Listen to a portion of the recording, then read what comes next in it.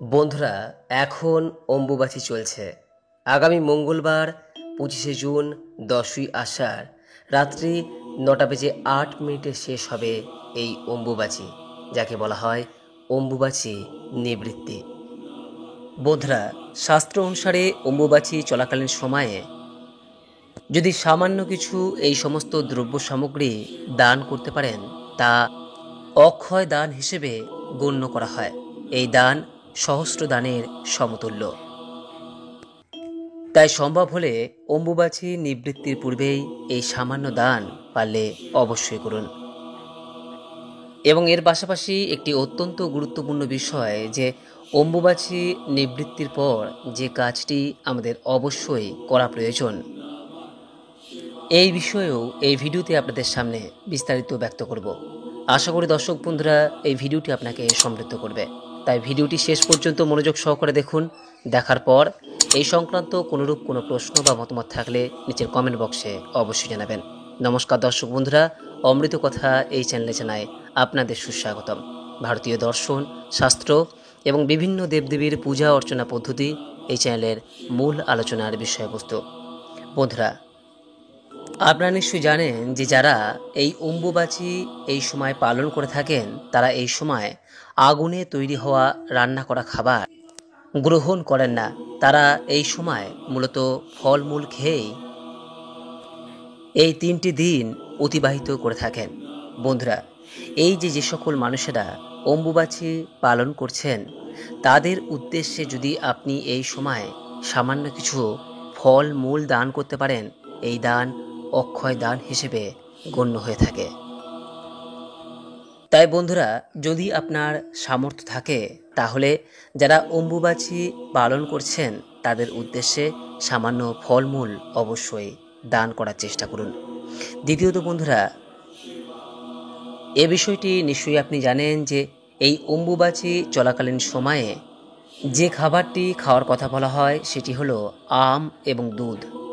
এই খাবারটি অবশ্যই নিজেরা যেমন গ্রহণ করুন, পাশাপাশি আপনার প্রতিবেশী, বন্ধুবান্ধব বা কোনো ব্রাহ্মণ, পুরোহিত বা দুস্থ মানুষদের উদ্দেশ্যে অবশ্যই এই খাবারটি দান করুন। এই দানও পরম দান হিসেবে গণ্য হয়ে থাকে। তৃতীয়ত বন্ধুরা, অন্নদান। যে কোনো বিশেষ তিথিতে অন্নদানকে একটি সর্বশ্রেষ্ঠ দান হিসেবে গণ্য করা হয়।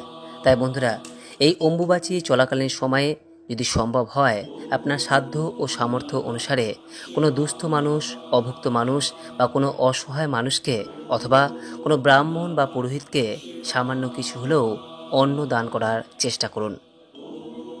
বলা হয় এই অম্বুবাচী চলাকালীন সময়ে যদি অন্ন দান করা হয়, তাহলে সেই পরিবারে কখনোই খাবারের অভাব হয় না।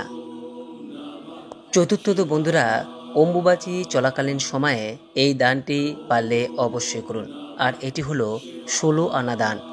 আপনারা নিশ্চয়ই জানেন যে 16 আনা বলতে বোঝায় 1 টাকার একটি কয়েনকে। 16 আনা দানকে শাস্ত্রে সম্পূর্ণ দান হিসেবে গণ্য করা হয়। এই কারণে বন্ধুরা, 1 টাকার বর্তমান দিনে তেমন কোনো মূল্য না থাকলেও এই অম্বুবাচী চলাকালীন সময়ে একটি টাকার দান পারলে অবশ্যই করুন।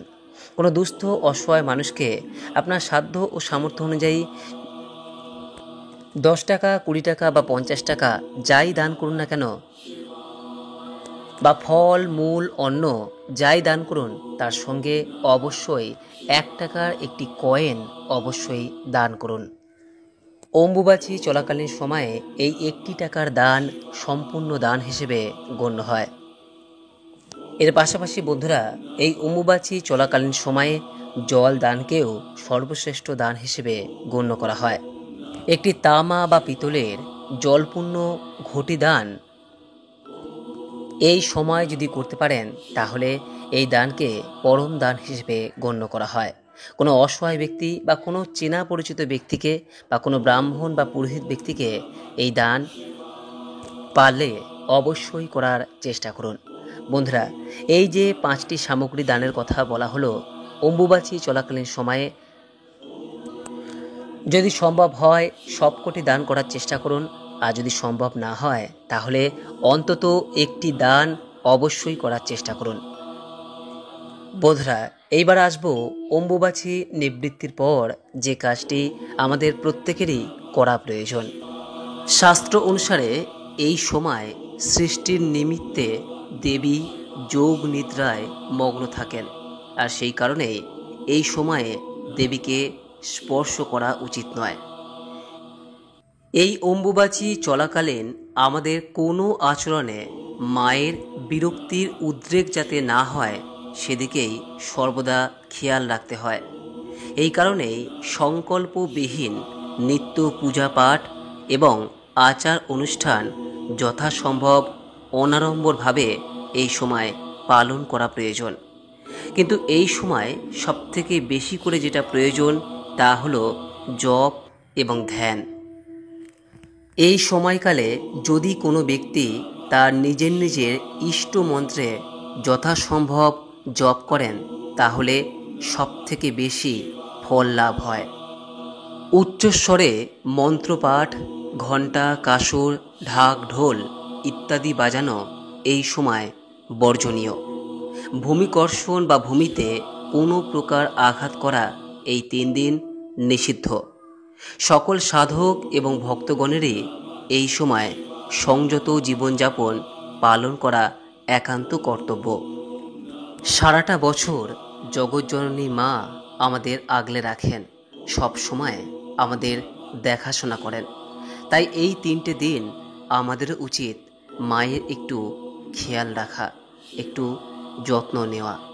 বন্ধুরা, এই 3 দিন অম্বুবাচী চলার পর যে দিন অম্বুবাচী নিবৃত্তি হচ্ছে, সেই অম্বুবাচী নিবৃত্তির পর যে বিষয়টি প্রথমেই করতে হয় তা হলো মায়ের মূর্তি বা পটের উপর যে লাল কাপড় দিয়ে ঢেকে রাখা হয়েছে সেটিকে তুলে ফেলতে হয় এবং সেই কাপড়টিকে ভাঁজ করে সযত্নে একটি পবিত্র স্থানে রেখে দিতে হয়। এরপর আচ্ছাদন খুলে আসন ধুইয়ে দেবীকে স্নান করিয়ে নিতে হয়।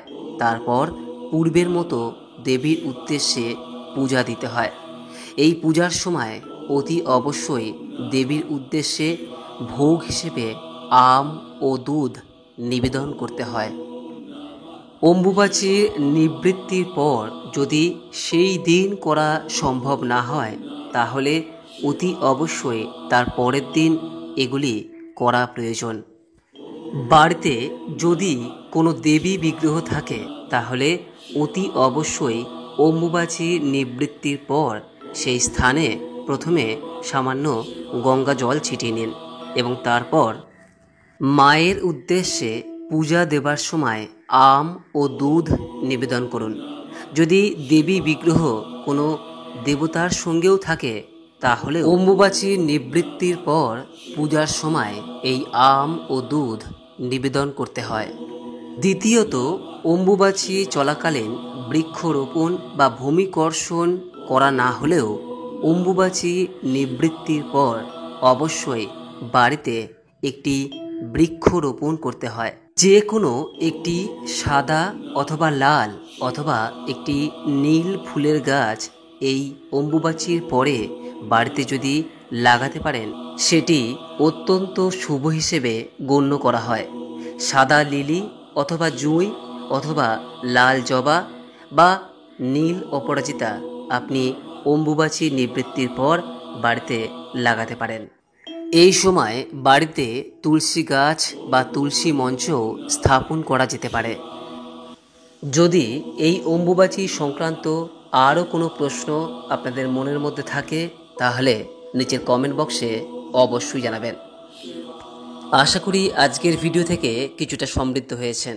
ভিডিওটি ভালো লাগলে লাইক করবেন, শেয়ার করবেন এবং এই চ্যানেলে পরবর্তী ভিডিও পেতে চ্যানেলটিকে সাবস্ক্রাইব করে রাখবেন ও পাশে থাকা নোটিফিকেশন বেল আইকনটিকে ক্লিক করে রাখবেন। আজকের মতো ভিডিওটি এখানেই শেষ করলাম। নমস্কার, ধন্যবাদ।